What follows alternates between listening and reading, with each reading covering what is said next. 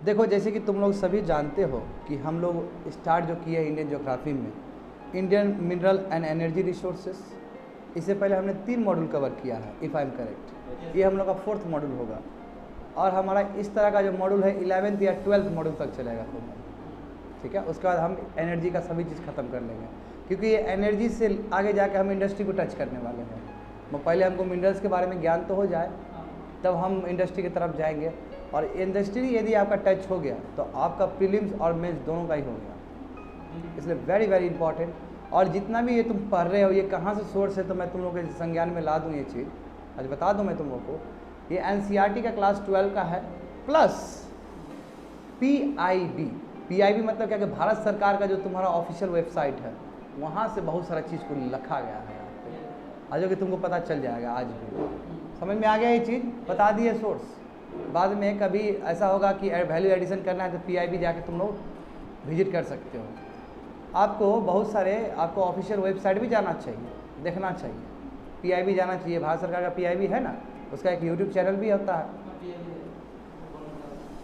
ठीक है, तो आज हम बात करते हैं कोल के ऊपर। कल देखो हमने बात किया था कोल का, 2 अलग अलग बताया था। एक 30 करोड़ साल पहले का बात किए थे, 300 मिलियन ईयर्स अगो का बात किए थे, और एक हम 60 का बात किए थे ना कमल साहब, 40 की बात किए थे, जिसको बोले थे 4 करोड़।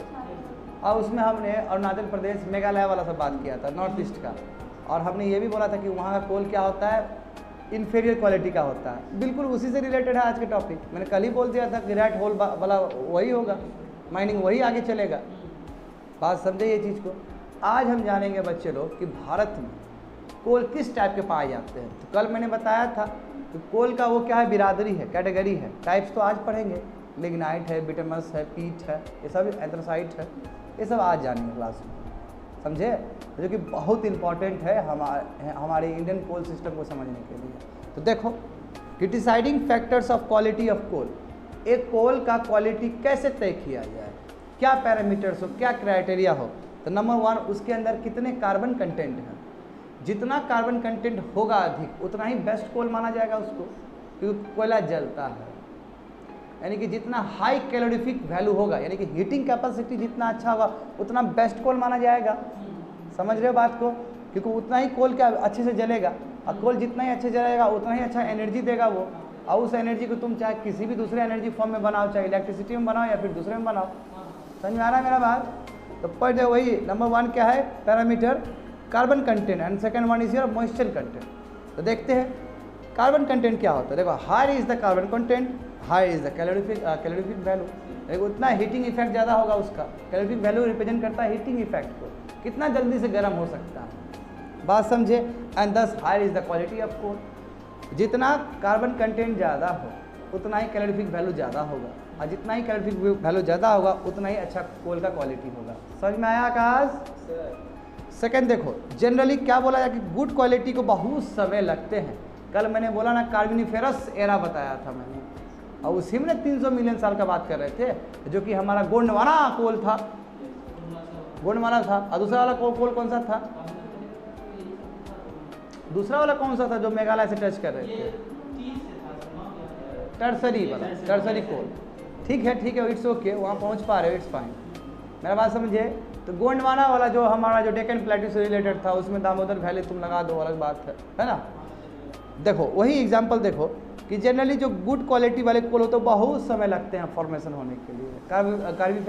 उसका कार्बोफेनेरस एरा से हम जोड़ देते हैं उसको, कल का गोंडवाना कोल से। तीसरा पॉइंट देखो, Pennsylvania coal of early carboniferous, यानी कि जो पेनिसिल्वेनिया में है। पेनिसिल्वेनिया क्या है, तुम्हारा यूनाइटेड स्टेट्स का। ठीक है, ये जगह जानते हो क्योंकि 13 स्टेट्स में भी ये भी आता था, याद आया ना सब चीज़। तो वो भी एक क्लासिकल एग्जांपल है कि कैसे इतना साल पहले हुआ था और ये कोल बेस्ट क्वालिटी का कोल है वहाँ पे। होप से समझ में आ गया होगा। यूनाइटेड स्टेट्स ऑफ अमेरिका का एक जगह का नाम है, वहाँ पे भी कोल डिपोजिट है, वो भी बेस्ट क्वालिटी का है। तो वही है पेनिसिल्वेनिया। पूछना नहीं है, क्वेश्चन नहीं पूछना है, समझ में आ गया ना। दिमाग नहीं लगाना ज़्यादा, सुनते रहो। एक वर्ड भी कोई तुम्हारा अनडाइजेस्ट नहीं होने वाला है, मत दिमाग मत लगाओ, बस हम सुनते जाओ। फर्स्ट कार्बन कंटेंट, सेकंड तुम्हारा मॉइस्चर कंटेंट। अब देखो, ऐसा नहीं कि कोल के अंदर मॉइस्चर है, मॉइस्चर रहेगा, मगर जो ज़्यादा मॉइस्चर रहेगा ज़्यादा दिक्कत वाला बात है। क्योंकि जितना मॉइस्चर है, पहले जब हम आग लगाएंगे उसके अंदर, तो मॉइस्चर क्या, पानी पानी रोकता है हीटिंग इफेक्ट को, तो टाइम लगेगा उसको। तो मॉइस्चर कंटेंट जितना ज़्यादा हो उतना ही कोयल का क्वालिटी उतना ही बेकार होगा। सही बात है ना। एक कोयला तुम्हारा पानी में डुबो दो और उसको आग लगाओ, कितना समय लगेगा उसको पकड़ने में आग। तो वही बोला जा रहा है कि higher is the moisture content, जितना मॉइस्चर कंटेंट होगा lower is the calorific value, heating effect कम होगा कोमल उसमें, और इसलिए क्वालिटी कम हो जाएंगे। Very very simple, very very simple ना। मॉइस्चर मतलब क्या कि वाटर होना चाहिए, वाटर कंटेंट्स होने चाहिए उसके अंदर। Good part of heat energy, क्योंकि बहुत ज़्यादा हीट एनर्जी तो लग जाएगा उसको हटाने में, मॉइस्चर को हटाने में, उसको कम करने में, तो आपका एनर्जी तो बहुत नुकसान होगा। मॉइस्चर ही एब्जॉर्ब कर लिया उसको, तो कहाँ कोयला ठीक से जलेगा आपका, जलेगा भी तो बहुत समय लगेगा, बहुत एनर्जी चाहिए उसको जलाने के लिए बाहर से। तो वही बोला कि good part of heat energy would be spend in evaporating water content, water content यानी कि मॉइस्चर को हटाने में, उड़ाने में ही टाइम लग जाएगा। हीट इंक्रीज मॉइस्चर कंटेंट, जितना ज़्यादा हो कोल में तो ट्रांसपोर्टेशन भी बहुत महंगा हो जाएगा, भारी भारी हो जाएगा, क्योंकि उसमें अंदर मॉइस्चर है, भारी हो जाएगा वो, लॉजिस्टिक कॉस्ट उतना बढ़ जाएगा, क्योंकि बल्कि हो जाएगा वो। समझ रहे हो ना कैसे लिंक है उस तरफ। मोटा आदमी इस चेयर पे बैठ जाए तो क्या हालत हो जाएगा उसका। ये जो हुआ है तो उसका भी रिजल्ट वही है, समझो। आज कटिस दिए थे ऐसे करके घेरे थे, सभी वाला समझ ही लेता है। देखो, increase moisture content in coal makes the transportation to longer distance much more difficult, क्योंकि लॉजिस्टिक कॉस्ट बढ़ जाएगा। उतना में आप यदि आपका कार्बन कंटेंट या मॉइस्चर कम होता ज़्यादा हट जाता, अभी कम हट रहा है, वहाँ पे कैपेसिटी बहुत कम हो गया। तो coal would break off on exposure. अब देखो इतना ही नहीं, जो मॉइस्चर वाला जो होता है ना कोल, वो ब्रेकअप हो जाता है, वो एयर के साथ मिक्स हो जाता है। एयर के साथ मिक्स होगा तो पार्टिकुलेट मैटर 2.5 और 2.5 और 10 स्टार्ट हो जाएगा, वहाँ जर्नी शुरू हो जाएगा उसका। तो कहने का मतलब पर्यावरण के लिए भी, एयर पोल्यूशन के लिए भी बहुत घातक चीज़ है ये, मॉइस्चर है तो उसमें इन्वायरमेंट से उसको लिंक कर दो बच्चे लोग। समझ में आया। तो जो दो पैरामीटर, एक पैरामीटर कार्बन कंटेंट, दूसरा पैरामीटर मॉइस्चर कंटेंट। कार्बन जितना बेस्ट हो, जितना ज़्यादा हो उतना बढ़िया है, मॉइस्चर जितना ज़्यादा होगा उतना खराब है। अब देखो तीसरा क्या कि वोलेटाइल मैटर। वोलेटाइल मैटर जो उड़ जाने वाला, बोलते ना वोलेटाइल नेचर है काजी, यानी कि उड़ने वाला, और समझे ना, यानी कि जैसे कि वेपर उड़ जाता है ना, दैट इज अ वोलेटाइल। तो देखो इसमें क्या बोला कि higher the volatile matter lower is the calorific value. अब उड़ने वाला चीज़ है तो क्या हुआ, उड़ के चला गया, यानी कि कम, उसके हीटिंग इफेक्ट कम है, क्योंकि जितना ही वोलेटाइल मैटर होगा जलाएंगे तो वो उड़ जाएगा ना, और जितना ही कॉम्पैक्ट रहेगा उतना बेस्ट है ना, जितना कॉम्पैक्ट रहेगा उतना बेस्ट है। यदि कॉम्पैक्ट नहीं है, वहाँ से बहुत सारी चीज़ उड़ जा रहे हैं, तो हीटिंग इफेक्ट भैया, हीट बहुत सारा लेकर भाग जा रहा है वो, तो कैलोरीफिक वैल्यू कम हो गया उसका। समझ में आ रहा है क्या बोल रहे हैं, पक्का समझ में आ रहा है ना।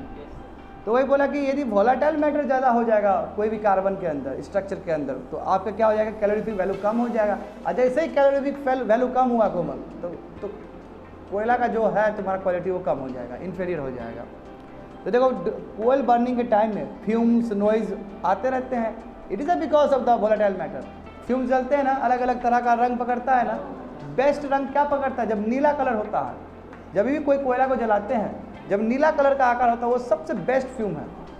और उसके साथ बाकी जैसे तुम लोग विंटर के टाइम में जो बैठ के तापते हो, घूरा लगाते हो जिसको बोलते हैं, देखता है उसमें तरह तरह का फ्यूम्स आता है ना, फटता है ये वो, तो वो तो तुम्हारा बहुत सारा कैलोरीफिक वैल्यू को लेके भाग जा रहा है।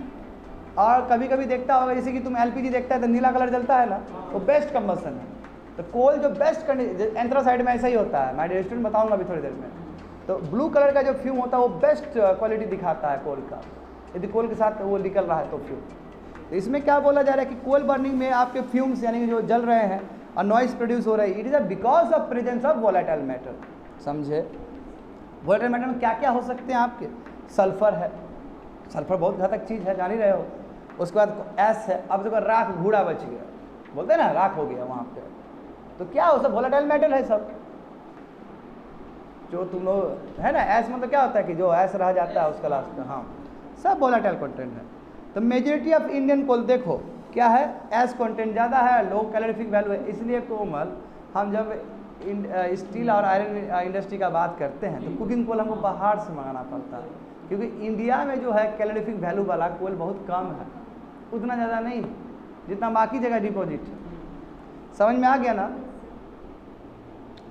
तो अब देखो यानी कि 3 पैरामीटर हो गया बच्चे लोग। 3 पैरामीटर में क्या समझे, कार्बन कंटेंट समझे, मॉइस्चर कंटेंट समझे और वोलेटाइल कंटेंट समझे।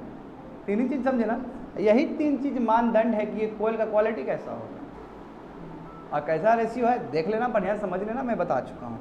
अब जानते हैं कि यही मानदंड को देखते हुए कोल को डिसाइड किया गया, कोल को डिवाइड किया गया। देखो कोल हमारे कंट्री में 4 टाइप के, पीट है और बी है। देखो पीट क्या होता है, देखो समझो, इसमें तुमको समझ में आ जाएगा कि ये सबसे इन्फीरियर वैरायटी ऑफ कोल है, हमारे भारत का सबसे खराब वाला कोल है पीट। क्यों ऐसा क्यों कहा जा रहा है कि थर्ड पॉइंट तुमको समझा देगा, क्योंकि 10 से लेकर 40% बस तुम्हारा कार्बन होता है। इसका मतलब क्या कि ज़्यादा इम्प्योरिटीज़ है इसके अंदर। एक स्ट्रक्चर में 100 यूनिट्स में 10 से लेकर 40% तक ही रहता है, तो बाकी सब क्या रह रहा है, इम्प्योरिटीज ही तो रह रहा है, वोलेटाइल मैटर ही तो रह रहा है, मॉइस्चर ही तो रह रहा है बाबू। तो वो कार्बन कभी सुपर क्वालिटी का होगा क्या? पहला पॉइंट देखो, स्वैम्पी और मार्सी ओरिजिन, जो जहाँ से मिलेंगे, तो स्वैम्पी एरिया में पा रहा है, जहाँ पे पानी स्पर्श किया है ज़मीन को, उस तरह का जगह पर पाया जा रहा है, तो उस जगह पे हम क्या मॉइस्चर रहेगा कोमल, सिंपल सी बात है। 4th नंबर देखो, कंटेंट सफिशिएंट वोलेटाइल में बहुत ज़्यादा होता है, बहुत सारे मॉइस्चर होते हैं, मॉइस्चर रहेंगे कोमल तो क्या होगा, बहुत सारा आपके स्मोक होंगे, है ना। स्मोक जलता है कि नहीं जलता है, इसमें धुआं निकलता है। अच्छा कोल में धुआं क्यों निकलेगा जी, तो बेच देगा। जैसे अभी जब जाते हो नेचुरल गैस में तुम बांटते हो तो कभी वो धुआं निकलता है, नहीं निकलता है, क्योंकि वो प्योर फॉर्म है। प्योर फॉर्म में कभी धुआं नहीं निकलेगा, प्योर फॉर्म में कभी एयर पोल्यूशन में उस लेवल पे कंट्रीब्यूट नहीं करेगा। समझ में आ रहा है क्या बोल रहा है? तो मोर स्मोक आता है, मोर पोल्यूशन आता है इस पीट में। Left to itself it burns like wood. बताओ इसको, यदि पीट को यदि हुड की तरह जलेगा, जब तुम काठ को जला के बाबू जो तो ठंडा में तुम लोग जो मज़ा लूटता है गर्मी का छोटे लेवल पे, तो उसमें देखता है जब काठ जब जलता है फूटता है तो वही तरह का हरकत होता है पीठ में भी। समझ गए ना?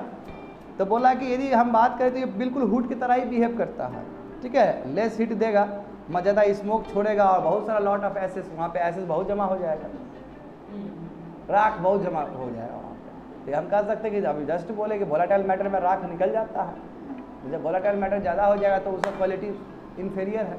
तो हमारे कंट्री में पीट पाया जाता है इन्फीरियर क्वालिटी का है, 10 से लेकर 40% इसका कंटेंट है, कार्बन कंटेंट है। तो क्या बोलेंगे? अच्छा लिग्नाइट देखो, इसको ब्राउन कोल भी कहा था, ब्राउन कलर का कोल होता है ये, ब्राउन कलर का, देखने में ब्राउन टाइप का होता है। नंबर 1 ये भी कोई खास नहीं है, क्योंकि उसमें भी 40 से लेकर 45% ही है, मगर हाँ पीट से बेटर है। मैं कोई कहोगे कि सुपेरियर क्वालिटी का है सर, तो ऐसा कुछ नहीं। अब बताओ एक कोल स्ट्रक्चर में 100 यूनिट्स में 40 है, तुम्हारा 50 के बिलो है, तो कैसे बोल सकते हैं बढ़िया? जितना ज़्यादा हो 70, 80, 90 के आसपास हो उतना बेस्ट है। ये भी लो ग्रोथ के कोल है, वही बोले गया। इसमें बताओ 30 से लेकर 35% तो तुम्हारा बच्चे लोग मॉइस्चर है उसके अंदर, तो समझ जाओ कि कितना कैलोरीफिक वैल्यू हीटिंग इफेक्ट खत्म करेगा उसको। समझिए। इसका कलर वैरी हो सकता है, हमने बोला कि ब्राउन कलर होता है, मगर इसका आपका डार्क से ब्लैक ब्राउन भी हो सकता है, कोई डार्क होता है कोई ब्लैक होता है, अलग वेरिएशन है ब्लैक में भी। और ब्राउन कलर में भी वेरिएशन है कि नहीं है? जैसे एक ये सबसे ज़्यादा वेरिएशन हमको लगता है ब्लू कलर में होता होगा। हद वेरिएशन देखो, ये भी ब्लू है, तुम बैठे हो वो भी ब्लू है, आसमानी कलर जो बोलते हैं इसका वो भी ब्लू है। तो कलर में वेरिएशन तो आ ही सकते हैं, प्राइमरी कलर के साथ आप फ्लक्चुएट कर देते हो तो वेरिएशन आ सकता है। डिप गियर तो इट अंडरगोस क्विक कंबसन, और ये क्या कि बहुत जल्दी आग पकड़ेगा। क्या होगा कि बताओ, ये इतना खतरनाक है लिग्नाइट कोल कि बहुत जल्दी आग पकड़ लेता है।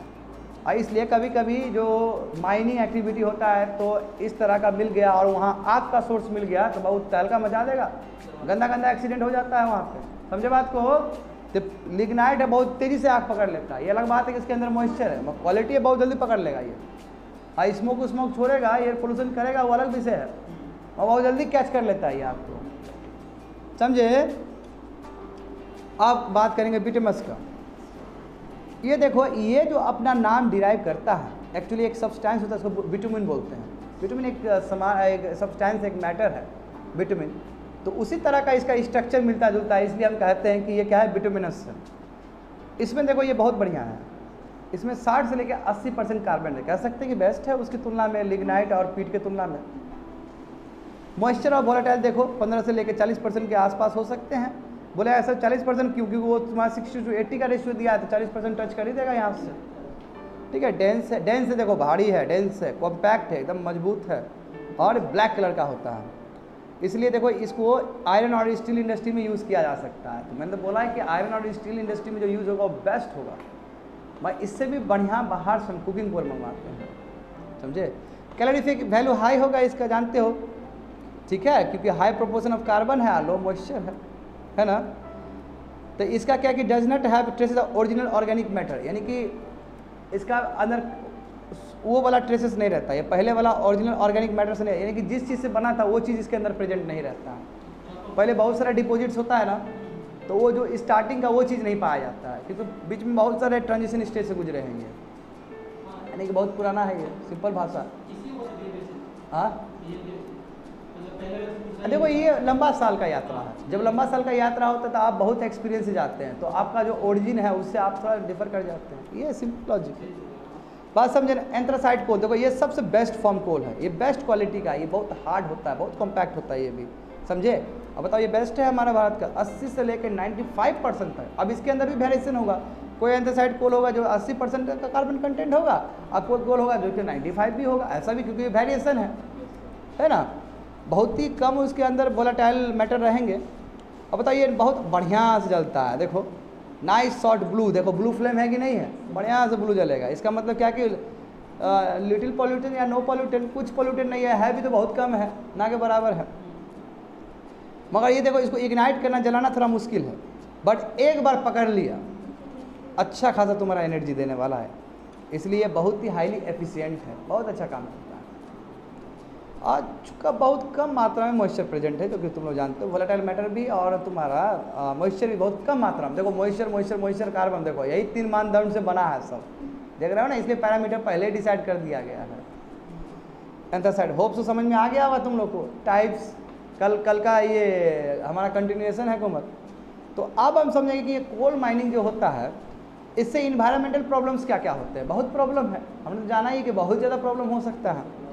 और देखो कोल डस्ट उड़ेगा तो तुम्हारे लिए PM 2.5 और PM 10 वाला नहीं आ जाएगा क्या, ये प्रॉब्लम। ओपन कास्ट माइनिंग करे तो ये पूरा एरिया को ये एक तो बंजर जमीन टाइप का बना देगा, रग्ड है और लैंड छोड़ देते हो आप तो कितना पूरा बंजर टाइप का हो जाएगा, सेकंड पॉइंट। थर्ड पॉइंट क्या, कोल डस्ट जो है वो प्रॉब्लम होगा, ट्रांसपोर्टेशन, आप ट्रांसपोर्टेशन करवा रहे हो नियर बाई एरियाज में, उसका उड़ते जाएगा तो कितना एरिया कवर होगा, तुम्हारा गस्टी इन्वायरमेंट बन जाएगा वो। एक तो बड़ी बात है कि डिफोरेस्टेशन का प्रॉब्लम है, आप माइनिंग करने के लिए आप गाछ जो भी है आपका वो काट रहे हो, उसको हैबिटेट लॉस है, आदमी का लॉस हो गया ज़मीन का, है ना, वो हो गया, बायोडाइवर्सिटी लॉस हो गया, वहाँ पे बाघ सब रहता था, बाकी इकोसिस्टम सब रहता था, सब बर्बाद हो गया माइनिंग एक्टिविटी की वजह से। इंडिजिनस कम्युनिटी SC/ST वाले लोग सब थे जो वहाँ पे बैठते थे, अपना काम करते थे, जो कि फॉरेस्ट पे पूरा डिपेंडेंट थे, उसको मिसप्लेस कर दिया गया।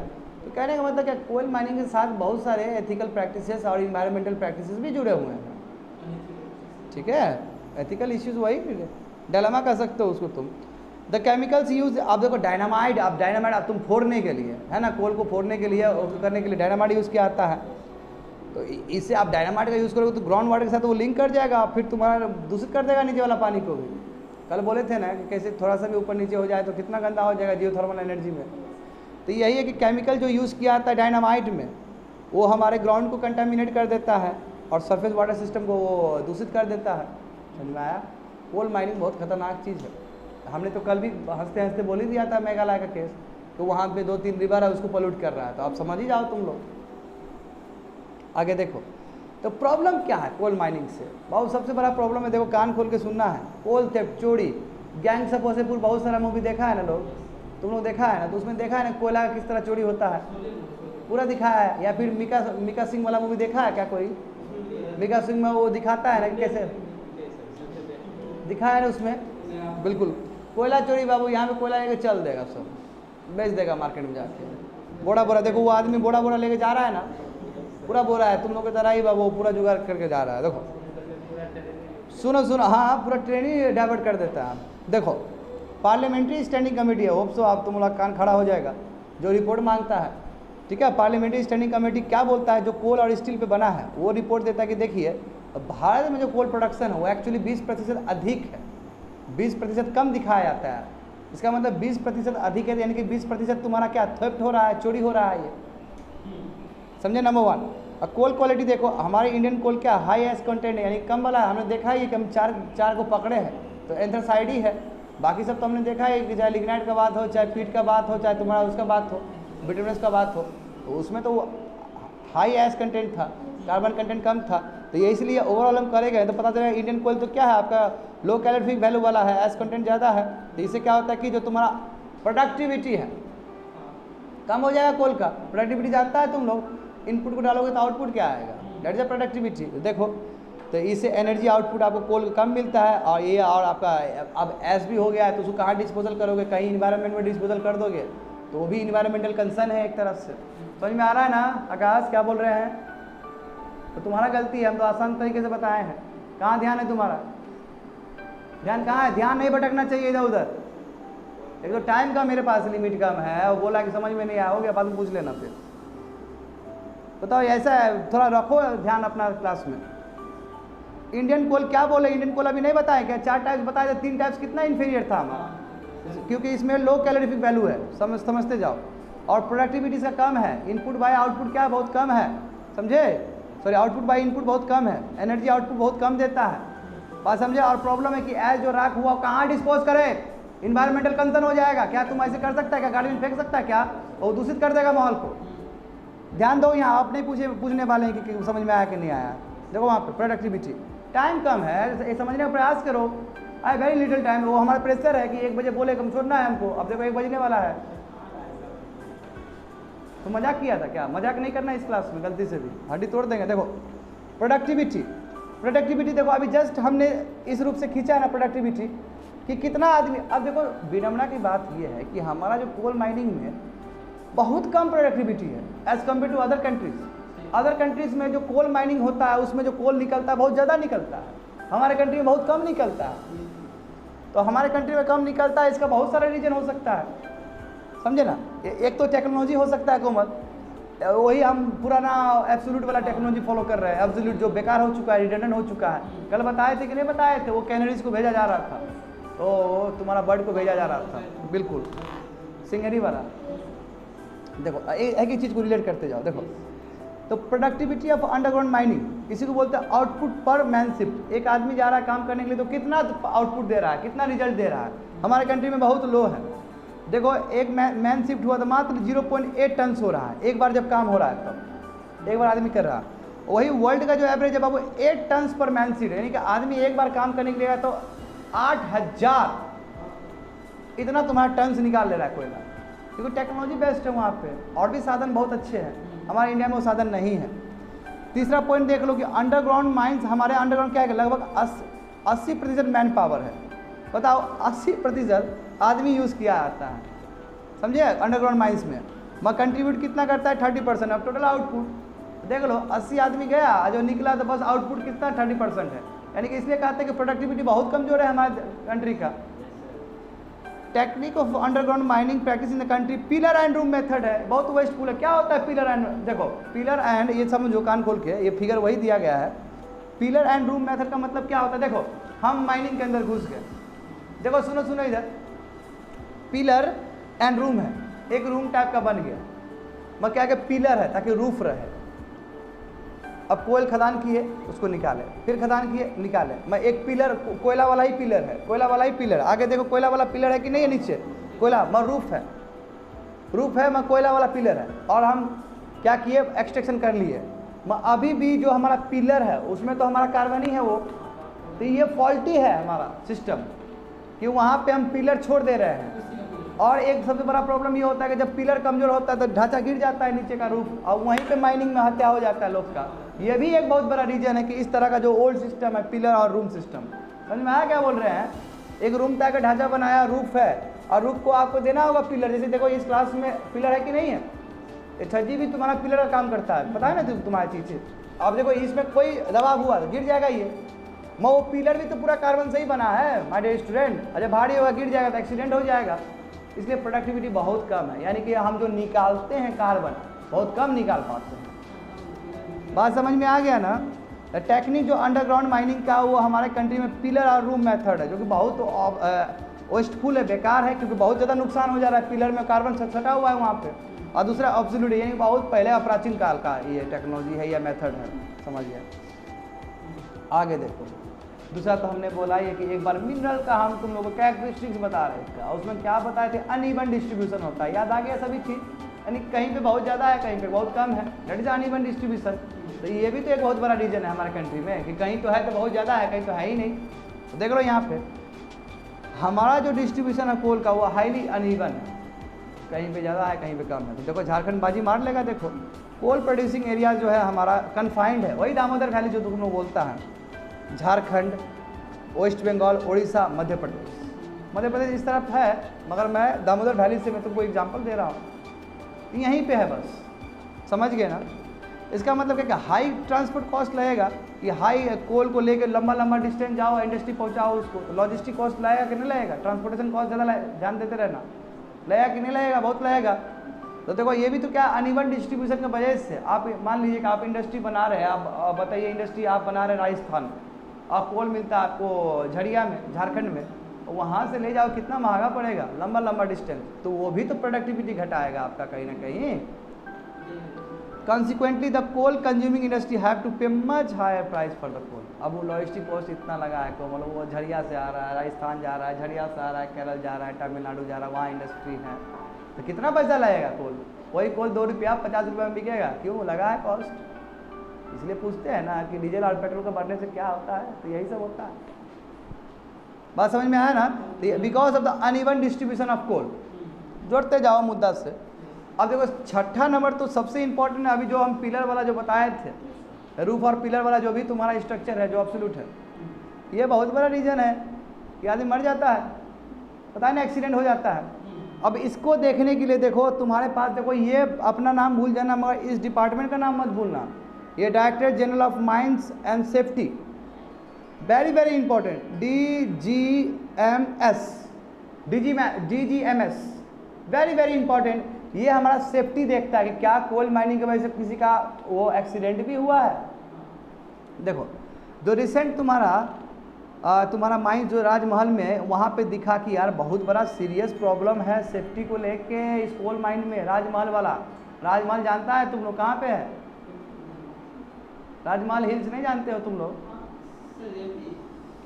हाँ उसी के आसपास देख लेना तुम। देखो अब इसमें क्या पता किया गया कि जो प्रोसीजर है वो नॉन कंप्लायंस है, यानी कि DGMC ने जो दिया कि आपको ये प्रोटोकॉल करना है, फॉलो नहीं किया जा रहा था। समझा? तो एक्सीडेंट तो होगा ही नहीं होगा। जब एक गाड़ी को बोल दिया है कि 5 पैसेंजर लो और वहाँ पे 50 पैसेंजर चला लिया तो एक्सीडेंट तो होगा ही ना। वही बात है। तो प्रोटोकॉल देखो राजमहल हिल्स कहाँ है, खोज लिया? झारखंड में, बिल्कुल झारखंड में ही होगा। ठीक है, तुम लोग को फिजियोलॉजी बताएंगे तब ज़्यादा समझ में आएगा। देखो थर्ड नंबर देखो गोंडवाना हो जाएगा बिल्कुल। The government response has always be reactionary and not proactive. हमेशा रिएक्शनरी होता है, प्रोएक्टिव नहीं होता। देखो कितना बढ़िया अवार्ड दिया, पोस्टमार्टम वाला रिएक्शन है। वो ऐसा हुआ मुआवजा दे देंगे। अरे भाई ऐसा हो रहा है तो आप क्या ले रहे हो, पहले एक्शन लो ना, प्रोएक्टिव एक्शन लो। प्रोएक्टिव नहीं है, एक्टिव नहीं है, वो रिएक्शनरी है। ओहो गलत हुआ है, ये होता है रिएक्शनरी एटीट्यूड। तो इसलिए director general of mine safety है, वो क्या बोलता है कि देखिए इस कंट्री में एक्सीडेंटल डेथ तो बहुत सारे होते हैं माइंस में, अब मगर 68 यानी कि 70% खाली कोल माइनिंग की वजह से होता है, यानी कि आंकड़ा बहुत बड़ा है। और भी माइनिंग होता है जी, गोल्ड माइनिंग होता है, सिल्वर माइनिंग होता है, और भी मिनरल्स पाए जाते हैं हमारे भारत में। मगर जो सबसे ज़्यादा एक्सीडेंट होता है 70% के आसपास वो कोल माइनिंग में होता है। बड़ा आंकड़ा है, बहुत ज़्यादा बड़ा आंकड़ा है कोमल, समझ में आया ये? तो कोल माइनिंग बहुत ही हजार्डियस ऑक्यूपेशन है। इससे क्या होता है, रेस्पिरेटरी डिजीज, सांस लेने वाला बहुत बीमारी हो जाता है। हमने बोला ये कार्बन मोनोऑक्साइड एक बार सुन लिया चल जाएगा, ऊपर तैयारी करेगा सिविल सर्विस का सभी लोग बैठ के, यानी खतरनाक होता है। कहने का मतलब यही होगा, क्या करें हम भी मजबूर है। देखो और प्रॉब्लम समझो, देखो ये लिख दिया है कि वी हैव डिस्कस्ड अबाउट कोल, ये हम आने वाले समय में बताएंगे, ठीक है? ये अपकमिंग लेक्चर्स में तुम्हारा रहेगा ये सब चीज़, यानी कि तुम्हारा जो भी मॉड्यूल्स हमको भेजा गया है वहाँ पे वो बात का चीज़ है वो। और ये अभी का नहीं है, ये अभी का मुद्दा नहीं है, ये सब जो मुद्दा है ना, ये मुद्दा उस समय का डायनामिक है। ये 18, ये तुमको जो पढ़ा रहे ना बाबू, ये 17-18 का पढ़ा रहे, क्योंकि स्टैटिक चीज़ था वो। ये हम 2005 में भी तुमको बताएंगे, तो बात तो वही हुआ। कोई हिमालय को हटा देगा क्या? ये आपका स्टैटिक में बता रहा हूँ मैं, इसलिए उस समय का मुद्दा है। और ये एडिशन हो गए, वैल्यू एडिशन हो गए, क्योंकि मैंने तुमको मेघालय में क्या बताया, मेघालय में राइट माइनिंग वाला जो फीचर बताया, तो राइट माइनिंग फीचर कब का है ये इशू? 2018-17-18 का इशू है। तो बात समझो कि यहाँ पे कुछ कुछ चीज़ है रेफरेंस उस समय का, तो इसलिए मैं बोलता हूँ कि मेरा कितना एक्यूरेसी है कि हमको वो भी पता है कि कहाँ पे क्या है। बस अभी समय आ गया इसलिए वहाँ से हम तुमको दे रहे हैं नोट्स, और ये मैं नोट्स एक बार पढ़ा भी चुका हूँ दिल्ली में, मैं तुम्हारी जानकारी में ला दूँ। हाँ, ये पढ़ा चुका हूँ मैं इस तरह नहीं, अलग तरीके से मैं पढ़ा चुका हूँ, प्रोजेक्टर में पढ़ा चुका हूँ। हाँ, प्रोजेक्टर में पढ़ा चुका हूँ, नहीं है व्यवस्था यहाँ मेरे पास, तो प्रोजेक्टर में बता दिया हूँ। इसलिए यहाँ पे अपकमिंग ये लेक्चर्स है, क्योंकि वहाँ पे जो इंस्टीट्यूट जो छापेगा तो उसी हिसाब से देगा, और उसमें डायनेमिक चीज़ भी घुसाया जाएगा, इसलिए कन्फ्यूज मत होना। और देखो अब तुम्हारे लिए क्या अपकमिंग लेक्चर, तुम्हारे लिए तो करंट अफेयर से तुम जोड़ ही सकता है इसको, कोल बेड मिथेन है, जोड़ दिया तुम लोग। तो उस समय भी न्यूज़ था, क्योंकि सेल गैस का बहुत बड़ा न्यूज़ आ रहा था उस समय 18 का। तो यानी कि देखो हमने तो कोल बेड मिथेन कैप्चर नहीं किया, ऑस्ट्रेलिया घुसा दो इसमें एडिटोरियल से, तो अभी तो भी जानते हो तुम लोग, देखो सदाबहार टॉपिक आ गया ना ये। तो बिल्कुल हमारा प्रॉब्लम तो ये कोल माइनिंग कि हम जो सी बेड के अंदर जो दबा हुआ है, याद करो हम वाटर निकाल देते थे तो ऊपर आ जाता था मीथेन, और उसमें सबसे बेस्ट ऑस्ट्रेलिया प्रैक्टिस कर रहा था। तो बिल्कुल इसके बारे में हम आने वाले समय में और भी पढ़ेंगे ज्योग्राफिकल एंगल्स से, समझे। 8 नंबर देखो, माइन क्लोजर। अब बताओ माइन क्लोजर भी बहुत बड़ा प्रॉब्लम है। एग्जाम्पल देखो, some standard procedure like land filling and sand filling are to be perform after. अब देखो जैसे माइनिंग एक्टिविटी हो गया तो आपको ढकना होगा ना, ढक के फिर से उसको दो मौका एक बार फिर से प्रोसेस करने का। यहाँ पे जब आप वो ओपन कास्टिंग कर दिया, छोड़ दिया, तो कितना पोल्यूटेड होगा उसमें, जो कितने कितने गलत वहाँ पोल्यूटेंट्स है, बहुत तरह का बात है, वो इन्वायरमेंट को कितना प्रदूषित करेगा। तो ये प्रॉब्लम है। बट देयर हैव बीन, यहाँ पे बहुत सारे केस पाया गया कि इस नॉर्म्स को, इस प्रोटोकॉल्स को वायलेट किया गया, फ्लॉटेड किया गया, वायलेट किया गया, यानी कि वो ढका नहीं उसको ठीक से। बात समझे ना। देखो आ तो गया, मैं वही तो बोल रहा था। देखो points to ponder about the rat hole mining, ठीक है, टुमारो विल डिस्कस, ठीक है, हम लोग कल डिस्कस करेंगे इसके बारे में। बहुत है पेज, नेक्स्ट पेज भी है। अच्छा 2 पेज कर ही लो, तो उसको ख़त्म कर दो, ठीक है। हमारा ये मन नहीं भरा एक्चुअली। देखो रैट होल माइनिंग, ठीक है, मैं खींची देता हूँ, उधर तुम लोग 4 बजे आ जाओ, ठीक है ना। अब हमारा मन भी आधा हो जाएगा फिर, ठीक है ना। अब हम क्या करें यार, तुम लोग खुद समझो ना, हमको अच्छा समझाना भी है, तो हमको फ्रीडम मिलना चाहिए ना अच्छा समझाने के लिए, है ना। और ऐसा विद्यार्थी लोग को रखे हैं। एक्टिव, बहुत एक्टिव होना पड़ेगा। एक्टिव क्या, पूरा एक्टिव होना पड़ेगा, बाग का जल फॉक्स वाला होना पड़ेगा, ताकि मैच कर सके तुम्हारे कैपेबिलिटी को। कंट्रोवर्शियल देखो, एनजीटी, नेशनल ग्रीन ट्राइब्यूनल। देखो अब इसके बारे में क्या छुपा है क्या तुमसे, यमुना वाला जो कांड हुआ था, श्री हरि को बोला गया था ना, यही एनजीटी है। एनजीटी कितना पावरफुल चीज़ है। ये एनजीटी ने क्या किया था, संज्ञान लिया था रैट होल माइनिंग मेघालय में जो हो रहा था। ये बहुत पावरफुल एजेंट है। इसमें हमारे जितने सुप्रीम कोर्ट के जजेस होते हैं रिटायर्ड, वो सब जाते हैं, चीफ जस्टिस तक जाते हैं, वो चेयरमैन बनते हैं उसका। तो ये सुप्रीम बॉडी है एनजीटी। और एनजीटी इन्वायरमेंट में यदि बहुत बड़ा बात हो रहा है तो वो संज्ञान ले सकता है। 100 मोटो पावर है एनजीटी के पास। तो छोटा मोटा बॉडी कोई ना समझे नेशनल ग्रीन ट्राइब्यूनल को, बात समझे ना।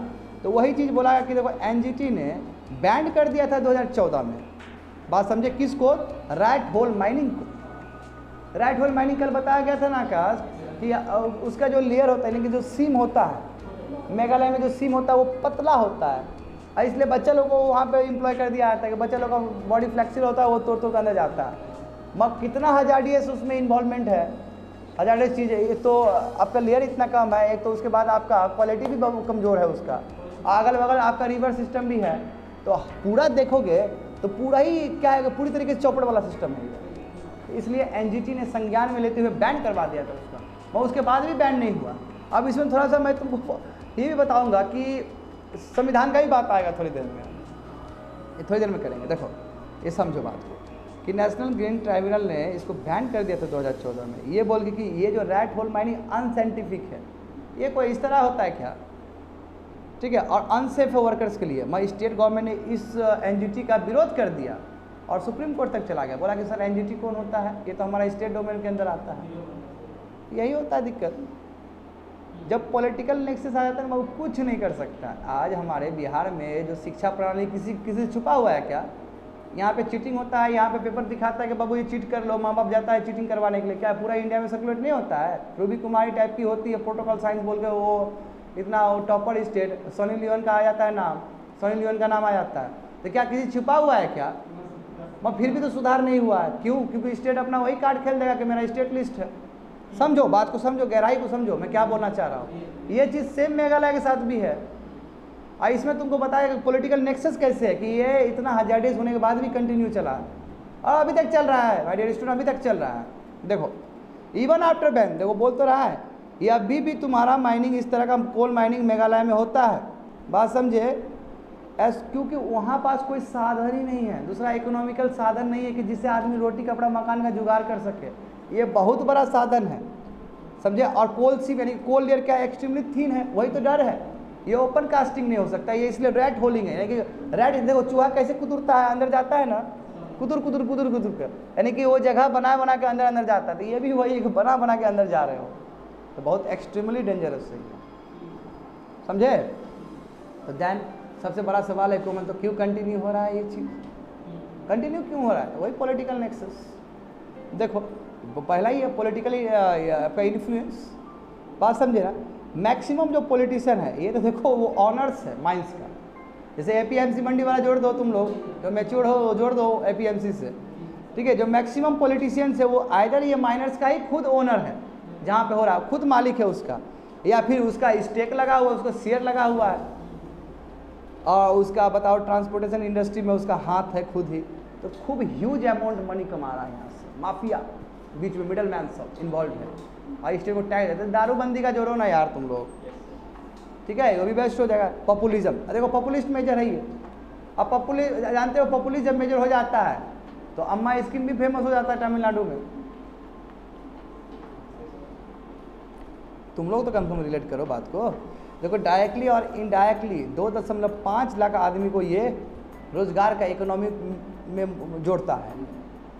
इसका मतलब है दम इसमें। और इस क्षेत्र में जहाँ जहाँ बाबू लोग, जहाँ जहाँ रैट माइनिंग होता है वहाँ 60 असेंबली है मिजोरम में, सॉरी मेघालय में, समझे। और वहाँ 16 आता है, तो हम कह सकते हैं कि बहुमत हो सकता है। 60 को आधा करिए कितना होता है 30, और उसको आधा करिए 15। समझता है कितना बड़ा है ये चीज़, यानी कि बहुत बड़ा आपका डिसाइडिंग फैक्टर करेगा। उसमें बहुत बड़ा है कि नहीं डिसाइडिंग फैक्टर सत्ता पर रहने के लिए। तो वही बोला है कि 16 आउट ऑफ 60 असेंबली वो पूरी तरीके से तुम्हारा इससे घिरा हुआ है, राइट, इससे। और लाइवलीहुड है, जानते हो कि अबव पीपल क्या है कि क्वेश्चन करेगा भाई हमारे पास तो कोई अपॉर्चुनिटी, हम गरीब है तो भाई हमको दे दो ये मौका। और उसके बाद माइनिंग माफिया है, मिडल मैन सब बड़ा बड़ा माफिया नेक्सस हो गया है। अभी बोलेंगे कि दारूबंदी क्या ख़त्म कर दो, तो क्या बहुत बड़ा मुश्किल है, माफिया आ गया है, मार देगा ऐसा लोग को, बोलने वाला लोग। बात समझे ना। अब देखो पॉलिसी भी आपका उतना ही गंदा है। बताओ आसाम गवर्नमेंट ने इतना गंदा काम किया है, सॉरी आसाम बोला है, रियली सॉरी, मेघालय जो है तुम्हारा, तुमको समझ में आ जाएगा। देखो मेघालय हद पार कर दिया कि जब एनजीटी को लगा कि आपका Meghalaya mines and mineral policy जो है 2012 का, अपना स्टेट का अपना पॉलिसी हो सकता है ना, स्टेट भी पूरी तरीके से काम करता है। तो बोला कि 2012 का जो पॉलिसी है आपका वो इनसफिशियंट है, वो ठीक नहीं है, सुधार करो बाबू, उसमें डालो कुछ, ये बहुत घातक चीज़ है। तो देखो क्या करता है इसमें, बोला कि पॉलिसी आपका राइट होल माइनिंग और को एड्रेस ठीक से नहीं किया है स्टेट। अब बताओ स्टेट क्या बोलता है, मेघालय क्या बोलता है। देखो ये बोलता है कि स्मॉल और ट्रेडिशनल जो सिस्टम ऑफ माइनिंग है लोकल पीपल करते हैं अपने लैंड पे, उसको डिस्टर्ब ना किया जाए, यानी कि हमारा फ्रीडम है। अब बताओ तुम ट्रैवल का फ्रीडम खेल के इतना बड़ा बात करें, क्योंकि वो तुम्हारा वो आता है, स्पेशल प्रोविजन है उसके लिए। जानते हो हमने आसाम में बोला ना कि बहुत सारा जगह जहाँ पे गवर्नर तय करेगा क्या होगा वहाँ पे, तो स्पेशल पावर दिया गया है। देखो अभी समझ में आएगा थोड़ी देर में। वही 6 शेड्यूल का, 6 शेड्यूल बच्चे लोग निकाल के देखो जरा, 6 शेड्यूल क्या है, जल्दी निकाल के देखो। नॉर्थ ईस्ट है ना, तो देख लो एक बार, समझ में आ जाएगा और बढ़िया से देख लो वहाँ पे।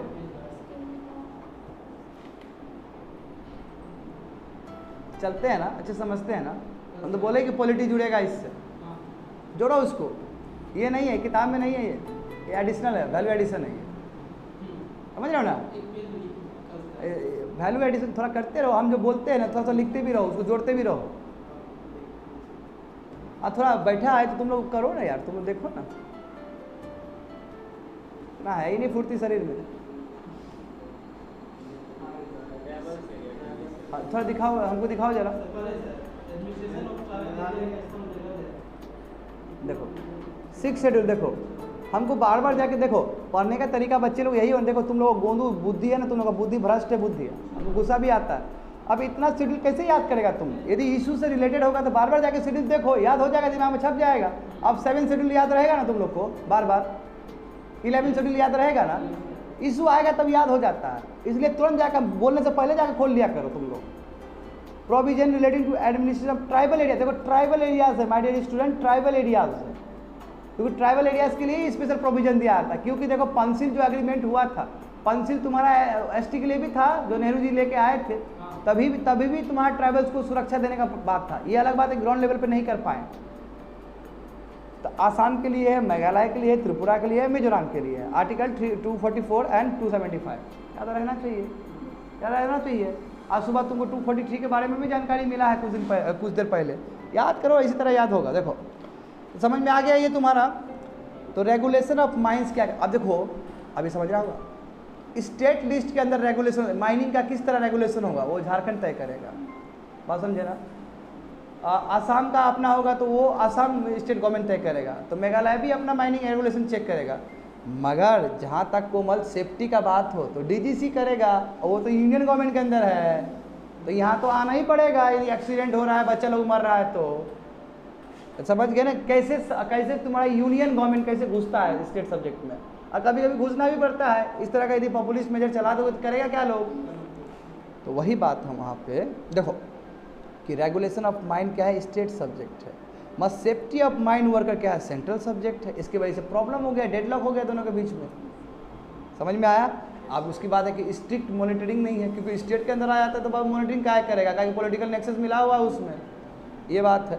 अब देखो 6 शेड्यूल का मिस यूज़ कर रहा है। आप देखो अब समझ में आ जाएगा बढ़िया से ये चीज़ तुम लोग को। 6 शेड्यूल में कॉन्स्टिट्यूशन में ये बोला गया कि हम कम्युनिटी ओनरशिप देते हैं लैंड पे, यानी कि एसटी है तो बाबू क्या है, कम्युनिटी ओनरशिप का ही बात होगा। एसटी मतलब वही है कि एक लैंड तो एक आदमी के पास रहेगा नहीं। एसटी का खासियत तो यही कि कम्युनिटी ओनरशिप होता है ना, सब ग्रुप में एक ज़मीन सबका है, that is a community ownership. यानी कि एसटी का बात खींचने की कोशिश किया गया है ओवर लैंड।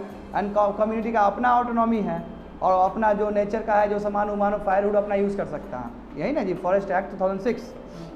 दूसरा देखो, coal mining currently under way in Meghalaya was a corruption. ये पूरी तरीके से प्लॉट है कि जो आपको स्पेशल संरक्षण दिया गया था संविधान में, हाँ 5th 6th शेड्यूल में, आप उसका नाजायज यूज़ कर रहे हो। अब ट्राइबल एरियाज़ के लिए प्रोटेक्शन दिया गया, दैट डजंट मीन कि आप माइनिंग में आप इस तरह का इम्प्लॉय कर पाओगे, इस चीज़ को आगे बढ़ाओगे। गलत बात है ये करप्शन है, ये प्लॉट है, गलत तरीके से यूज़ कर रहे हो आप 6th शेड्यूल को। वही लिखा गया देखो कि कोल माइनिंग करेंटली क्या है मेघालय के अंदर, वो करप्शन है, यानी कि ये कॉन्स्टिट्यूशनल प्रोविजन को आप करप्ट कर रहे हो, गलत यूज़ कर रहे हो। Private individual having private interest, बताओ अपना अपना वेस्टेड इंटरेस्ट है। पॉलिटिशियन जुड़ा हुआ है अपना पैसा कमाने के लिए, माफिया जुड़ा है पैसा कमाने के लिए, व्हाट इज दिस। तो कैसे होगा, यानी कि आप मिसयूज कर रहे हो इस चीज़ का, वही चीज़ बोला गया है यहाँ पे, समझे ना। Under the land are engaging in coal mining. आगे देखो अभी ये आया था ना कुछ देर पहले, तो कौन रेगुलेट करेगा coal mine safety in India को, यूनियन गवर्नमेंट अंदर को माल, क्योंकि ये यूनियन गवर्नमेंट का लिस्ट हो गया। यूनियन गवर्नमेंट का लिस्ट हो गया, बाबू कौन सा शेड्यूल आएगा, तुम मत बोलना है, तुम बोलो कौन सा लिस्ट आएगा, बोलो नीतीश। शेड्यूल 7 ना, शेड्यूल 7 में ना, शेड्यूल 7 ना, शेड्यूल 7 में तीनों लिस्ट है कि नहीं है। इसलिए जब आए तो जाकर देख लिया करो, दिमाग अच्छा नहीं है तुम लोग का, देख लिया करो, पढ़ते पढ़ते दिमाग अच्छा हो जाएगा। ऐसे बैठा हुआ है, रिसर्च करने का तो कैपेबिलिटी है ही नहीं तुम लोग के अंदर। और रिसर्च करना होगा यार, यूपीएससी है, समझो ना यार, कहाँ से क्या पूछ लेगा भगवान जाने। देखो भारत में जो कोल माइन का जो तुम्हारा ऑपरेशंस को रेगुलेट करता है, हमारे पास एक्ट है, पार्लियामेंट से पास हुआ है कोमल, माइंस एक्ट 1952, यानी कि नेहरू जी के टाइम में। कनेक्ट करो उसको, और भी है उसके लिए अलग से रूल्स भी हैं, इसके लिए माइंस रूल्स भी है 1955 का। रूल जानते हो, एग्जीक्यूटिव बना सकता है वहाँ से डिराइव करके, रूल्स एंड रेगुलेशंस याद करो तुम लोग। कोल माइन रेगुलेशंस भी है 1957 का, और भी बहुत सारी चीज़ें जो कि हाँ देता है कि सेफ्टी हो, सिक्योरिटी हो कोल माइंस का, तो क्या है यूनियन गवर्नमेंट का वो डोमेन है। सिंपल बात है, क्योंकि पार्लियामेंट में लॉ बना है और भी बहुत सारे रूल्स और रेगुलेशन बने हैं, सिंपल। तो देखो कौन इम्प्लीमेंट करेगा इसको, देखो director general of mines and safety DGMS, जो किस मिनिस्ट्री के अंदर है, ministry of labour and employment. इसलिए बोलते हैं गवर्नमेंट ऑफ इंडिया के अंदर है ये, भारत सरकार के अंदर है। यही तुम्हारा क्या है कि बाबू, इसी को बोला जाता है कि आपका ही काम है कि जितने भी स्टैच्यू बुक में है, पार्लियामेंट के बुक में है या फिर रेगुलेशन है, ये सब चीज़ का देखभाल कौन करेगा? DGMS। ये चीज़ को जानना होगा। तो यानी कि रैट माइन होल्डिंग हो रहा है, तो जो इम्प्लीमेंटेशन इसको ठीक करने का जिम्मेदारी किसको ऊपर पड़ेगा? DGMS के ऊपर ही। इसलिए PIB में आ जाएगा, थोड़ी देर में बताऊंगा मैं तुम लोग को। इसलिए ये मिनिस्ट्री अपना PIB में देखेगा कि हमें ये किए हैं। तो यदि कोल माइनिंग एक्सीडेंट हो गया, और जानते हो तुम लोग, पता है हमने अभी जस्ट बोल दिया तुम लोग को कि इंडिया का क्या है, बहुत सारा डेथ होता है फॉलिंग फ्रॉम स्ट्रेटाफॉल, यानी कि ऊपर से गिर गया, रूफ वाला जो बोलते हैं पिलर वाला, ऊपर से टूट गया तो गिर गया, इस तरह का बहुत सारा आता है। हमारा देखो, हमारा कंट्री बहुत डिफरेंट है। बाकी कंट्री में यदि मरता है, चाइना सब में, बाकी कंट्री में तो एक्सप्लोजिव से मरता है, यानी कि कुछ जला रहे हो तो फोड़ रहे हो तो तब कोल निकाल रहे हो, होता है ना जी। तो वहाँ पे एक्सप्लोजिव से मरता है, केमिकल जला दिए, फोड़ रहे हो तब माइनिंग एक्टिविटी हो रहा है। मगर इंडिया में ऐसा नहीं है, इंडिया में उतना टेक्नोलॉजी ही नहीं है। इंडिया में बताओ, ये रूफ पिलर वाला जो टेक्नोलॉजी था उसकी वजह से मरता है, कितना कॉन्ट्रास्ट है। तो वही बोला जा रहा है कि हमारा जो है, हमारा जो तुम्हारा क्या है कि स्ट्रेटाफॉल से होता है, वही जो ऊपर से गिर जाता है, as compare to use of explosive, जो कि बाकी कंट्री में, चाइना और US में एक्सप्लोजिव से होता है। समझ में आ गया ना बात? तो अब हम यहाँ पे समझेंगे कि निगेटिव असर क्या होता है रैट होल माइनिंग का। तो इन्वायरमेंटल का प्रॉब्लम देखो, रैट होल माइनिंग से देखो, जंतिया हिल्स के अगल बगल जो 3 ठो रिवर है वो बहुत पोल्यूटेड हो गया है। हमने बोला ही कंटामिनेशन हो जाता है, अभी बोला ना। ये रिवर का नाम याद करने की कोई ज़रूरत नहीं है तुम लोग को, लुनार है, लुखा है, जो भी है, समझ में आ गया ना। रिवर याद नहीं रहेगा।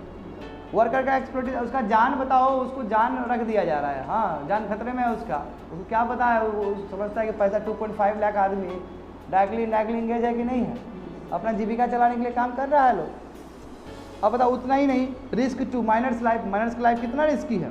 हाँ बताओ, एक एस्टिमेट में ये कहता है कि 1 माइनर जो डेट होते हैं, ठीक है, दिस रैट माइनर और एवरी 10 दिन में 1 माइनर मर जाता है, रैट होल माइनिंग जो करता है मेघालय में। तो स्थिति तो बहुत गंभीर हो गया ना कि 10 दिन में एक मरेगा ही मरेगा। ये तो बहुत खतरनाक चीज़ हो गया ना।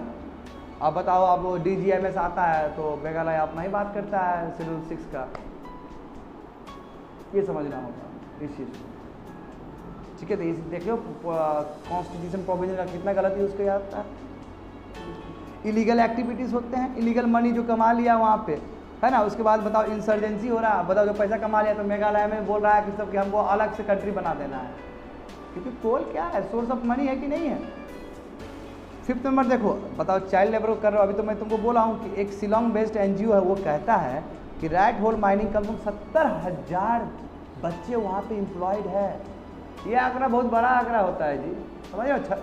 बताओ, पढ़ने का उम्र है बच्चा लोग का, ये कर रहा है। Air pollution, water pollution, soil pollution, क्यों? अनसाइंटिफिक माइनिंग हो रहा है। बोल ही रहा कि रैट होल माइनिंग, NGT बोला कि अनसाइंटिफिक टेम्परामेंट से है ये, समझ गए। तो सबसे बड़ा सवाल है, ये जो तुमको दिया गया है ना बच्चे लोग, ये PIB आर्टिकल से लिया, PIB आर्टिकल भी नहीं, PIB से लिया गया है। PIB भारत सरकार का ऑफिशियल वेबसाइट है, जो हर एक लेबर अपना, हर एक डिपार्टमेंट अपना अपना देता है कि हमने ये काम किया, हमने ये काम किया, तो स्ट्रिक्टली वहाँ से उठाया गया। इसलिए मुझे पता है ये, ठीक, ये 2 साल 3 साल पहले का न्यूज़ है, मैं बार बार बोल रहा हूँ ये चीज़। तो जब इशू इतना बड़ा हुआ तो भारत सरकार के ऊपर और स्पेशली मिनिस्ट्री के ऊपर तो जाएगा ना प्रेशर कि क्या कर रहा है भाई तुम लोग। सुप्रीम कोर्ट में बात पहुंच रहा है बार बार, हाई कोर्ट में, मेघालय हाई कोर्ट में बात पहुंच रहा है, एंड सो ऑन। देखो, तो स्टेप्स क्या बोलता है कि सरकार ने, भारत सरकार ने क्या क्या स्टेप्स लिया है इसको कर्ब करने के लिए, यानी कि इलीगल माइंस को रोकने के लिए। क्या बोला जा रहा है कि rat holes created by illegal mining, बोला कि जो उसको हम क्लोज कर दिए हैं और वहाँ पे स्टोन डाल दे, डेब्री जहाँ पॉसिबल है वहाँ कर देंगे, ठीक है। नंबर 1, एक वॉल्स बना देंगे, ठीक है, यानी कि ये अब माइनिंग हो चुका है, अब नहीं होगा यहाँ पे, यानी कि एबंडेंट माइनिंग जो छोड़ चुके हैं। अब है क्या कि राइट माइनिंग हो गया, अंदर आदमी और घुस रहा है, जबकि वो एबंड हो गया है ना, कि कुछ मिल जाए बोल के आदमी और जाता है और खतरे में चला जाता है। तो वो जो एबंडेंट माइन से जो छोड़ा गया है उस पर फेंसिंग कर दिए, कंक्रीट वॉल्स लगा दिए वहाँ पे, ठीक है, ताकि वहाँ पे इलीगल तरीके से ना इन्वॉल्व रहे लोग। तीसरा नंबर कि सरप्राइज रेड्स हो गया, अचानक चेक हो गया आपका, है ना, सिक्योरिटी, वहाँ पर सिक्योरिटी पर्सनल आ गया, लॉ आ गया और चेक करने के लिए, ठीक है। स्टेट गवर्नमेंट क्या हुआ, क्योंकि law and order state government का, तो स्टेट का तो सहायता लेना ही पड़ेगा आपको। चौथा नंबर देखो, फेंसिंग आप कंस्ट्रक्ट कर दिए, इलीगल माइनिंग, जहाँ पे आपको लग रहा है कि इलीगल माइनिंग यानी कि स्टेट को नहीं पता है या फिर भारत सरकार को नहीं पता और वहाँ पे माइनिंग एक्टिविटी हो रहा है, ऐसा होता है ना कई बार। तो वहाँ पे हम क्या किए, फेंसिंग लगवा दिए कि यहाँ नहीं हो सकता, ये प्रोहिबिटेड एरिया है, ये डेंजरस एरिया है, you can go and do mining activity. 5 number देखो, कलेक्शन ऑफ इंटेलिजेंस रिपोर्ट, कि कहाँ पे इलीगल कोल डिपो है, यानी कि गलत तरीके से वहाँ पे माइनिंग किया जा रहा है। इलीगल मूवमेंट ऑफ कोल कहाँ से हो रहा है, इन्फॉर्मिंग डिस्ट्रिक्ट, यानी कि डीएम को इन्फॉर्म करो रे भाई, और डीएम उस हिसाब से प्रिवेंटिव एक्शंस लेगा कि अब ना हो सके वहाँ पे। तो ये भारत सरकार दलील दे रही है, समझे। चेक पोस्ट पे क्या होगा बाबू, वहाँ पे रहेगा ताकि ट्रांसपोर्ट डॉक्यूमेंट, कितना कितना कोयला ले जा रहा है, दिखाओ रे डॉक्यूमेंट्स, अच्छा ठीक है जाओ, इस तरह का। और सर देखो यही है कि और क्या क्या लिया गया, तो ये चेक पिल्फरेज, यानी कि जो लीकेज हो रहा है कोल का, इसको चेक करने के लिए भारत सरकार क्या बोले कि साइंटिफिक टेम्परमेंट कैसे डेवलप करेगी, जीपीएस लगा के। देखो वही बोला जा रहा है कि कोल ट्रक्स के पास क्या हो, जीपीएस ट्रैक होगा, यानी कोल ट्रक जहाँ जहाँ जा रहा है ट्रैकिंग हो रहा है उसका, और यदि अपना नॉर्मल रूट से भटके तो पकड़ लिया जाएगा उसको आराम से, ठीक है। If they divert from there schedule path, normal path से आराम से पता चल जाएगा, हाँ भाई दाल में काला है, ठीक है। दूसरा देखो, कंपनी ने क्या किया, जियो फेंसिंग भी कर दिया, कि यानी कि जो बाउंड्री क्लियरली बता दी कि यही में माइनिंग हो सकता है, यदि इससे उधर हो गया तो पता चल टिक टिक टिक टिक करके लाइट आ जाएगा, फेंसिंग कर दी यहाँ पे, और दूसरी जगह आ रहा है टिक टिक टिक टिक करके लाइट आ गया वहाँ पे। तो वही बोला जाए कि company have introduce geo fencing of their land, अपना ये लैंड हमारा ऑप्शन में है तो हमने कर लिया, ये हम ही करेंगे, और कोई इलीगल कर दिया तो वहाँ पे बच गया, वो अलार्म बच गया, आ गया दौड़ते हुए। जियो फेंसिंग बोलते हैं इसको, यानी कि टेक्नोलॉजी के सहारे आपने किया है फेंसिंग। अलर्ट हो जाता है ना, देखता है ना एक गाड़ी के सामने में कुत्ता भाव भाव करता है तो वो अलर्ट आ जाता है, मालिक क्या है इसका हालत, यानी कि ये सब तरीका है, टेक्नोलॉजी का तरीका है। The company have introduced geofencing of their land to demarcate their boundary clearly, thus disallowing any attempts to illegally mine valuable natural resources। समझ में आ गया होगा। अब देख लो बच्चे लोग, और क्या है, बस टेक्नोलॉजी का यूज़ है। अब टेक्नोलॉजी का यूज़ दिखाया है कि भारत सरकार ने क्या बोला है कि हमने रेडियो फ्रीक्वेंसी आइडेंटिफिकेशन डिवाइस भी लगवा दिया, सीसीटीवी कैमरा भी लगवा दिया, और भी बहुत सारा चीज़ लगवा दिया स्ट्रेटेजिक लोकेशंस पे, कि यहाँ पक्का गुजरेगा, या माइनिंग ट्रक आएगा या फिर माइनिंग एक्टिविटी होगा तो इस जगह से ही गुजरेगा, तो वहाँ सब जगह हमने लगा दिया, ठीक है। ट्रैकिंग सिस्टम लगवा दिया वहाँ पे व्हीकल्स में। चौथा नंबर देख लो, हम एफआईआर भी कर सकते हैं, ठीक है, और उसके मैनेजमेंट के लिए सीआईएसएफ भी है, तुम्हारा सीआईएफ जानते हो, तुम्हारा मिनिस्ट्री ऑफ होम अफेयर्स के अंदर रहेगा, ये हो गया। 5 नंबर देखो, चालान भी कट सकता है आपका, ठीक है। अचानक आया और आपका चेक कर लिया कि भाई कितना केजी का, चेक करो रे इतना केजी का है कि नहीं है, अचानक इंस्पेक्शन हो रहा है, ठीक है, ताकि पता कर सके। 6ठा नंबर देखो, एक एक चीज़ याद नहीं करना है, समझ जाओ मेरा बात को, बस एक एक वर्ड में नहीं जाना है, समझते जाओ। आर्म गार्ड्स वहाँ पे डिप्लॉयड किए आते हैं, रेलवे लाइन से ले लो उठा के, रेलवे लाइन वाला भी तुम्हारा पुलिस की तरह काम करेगा, जानता है आरपीएफ तो वही होता है, रेलवे पुलिस फोर्स, ठीक है, वो भी कोऑर्डिनेशन से काम कर सकता है। आगे देखो, सरप्राइज रीवेटेज करो, मैं बता चुका हूँ, देख लो कार लोडेड है उतना है कि 100 टन्स ले जा रहा है तो 100 टन्स है कि नहीं है, पता कर लो। सरप्राइज चेक कर लो, रेड कर लो and so on. Joint patrolling कर लो, लोकल पुलिस तो रहेगा ही रहेगा, साथ साथ दूसरा पुलिस भी उसमें आ जाए, आरपीएफ सब आ जाए। चेक पोस्ट पे इंस्टॉलेशन लगा दो, एंट्री पॉइंट एग्जिट पॉइंट पे वहाँ पर रख दो कि चेक होगा आपका व्हीकल्स, ठीक है। सिक्योरिटी एट कोल डंप्स, ठीक है, ये भी तुम्हारा वही फेंसिंग का ही बात है, समझे ना। ये सब चीज़ कर दो, इससे हो जाएगा, भारत सरकार का दलील है। एक एक चीज़ रटना नहीं है, टेक्नोलॉजी को यूज़ करके सीसीटीवी जियो फेंसिंग करके हो तो गया, अब वो रटना थोड़ी है। भारत सरकार का अपनी दलील है कि ऐसे हम स्टेप्स लेने वाले हैं या लिए हैं। That's it for today's class.